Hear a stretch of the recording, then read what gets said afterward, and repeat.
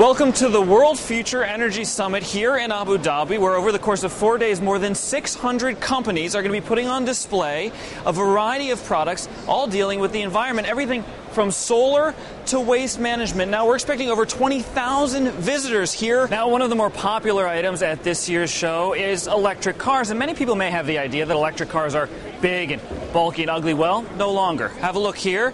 The newest in electric cars, a sports car.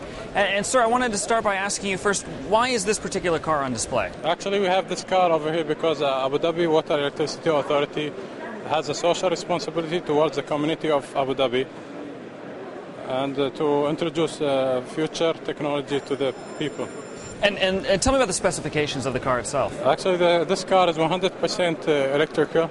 It goes from 0 to 60 miles in less than 4 seconds, and it takes 3 hours to get it fully charged, and it could go up to 240 miles. Now, there are certain things here that are obvious, like, of course, wind turbines providing power, but certain things that we're seeing technological advances by using clean energy. We're going to talk with Kenya from Mitsubishi Technologies, who's going to introduce us here to this robot, Wakimoro. Tell me about the robot. Well, this is we developed this robot for the receptionists in the hospitals or the enterprises and so on. So it can bring the people to the a point that they'd like to go.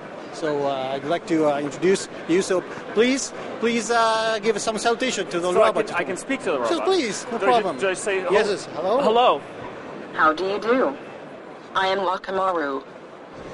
So there you have it. Technological advances, as Wakamaru continues to speak, technological advances taking things to another level, and this robot can work with elderly people as well, you were saying? Yeah, we would like to, yes, how can I say, promote our technology to care the old people and so on at home.